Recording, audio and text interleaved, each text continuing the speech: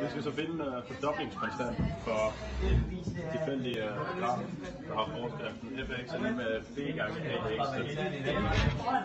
Vi vil gerne finde, hvilken konstant man skal gange på, for at fx fordobles på y herover. Og så når den fordobles herover, så kan det så blive lagt fordoblingskonstant til hernede på x-værdien. Den bedste måde at gøre det på, det er så at gå over her og kigge på forskrifterne og så arbejde nedad. Så vi starter med først,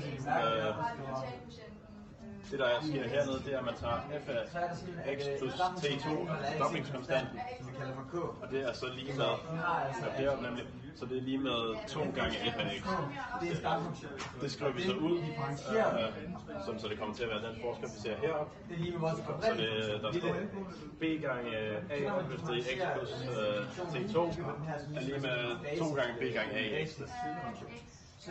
Det her skriver vi så videre ud, så der står b gange ax gange a opløftet i t2, og den her side vil stadig være det samme. Så man kan altså se, at b og ax går ud med hinanden, og derfor har vi så tilbage a opløftet i t2 er lige med 2. Vi vil så nu gerne have t2 til at stå frit fra sig selv nede foran. Det gør vi ved at sætte det ind i en logaritme, så det kommer til at stå logaritme til a opløftet i t2 er lige med logaritme til 2.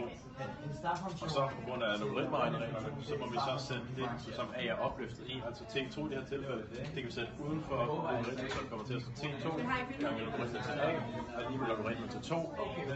Og så kan vi så omskrive det, så vi får isoleret t2 ved hjælp af en brøk, så det kommer til at stå t2, og fordoblingskonstanten er lige med logaritmen til 2, delt med logaritmen til a.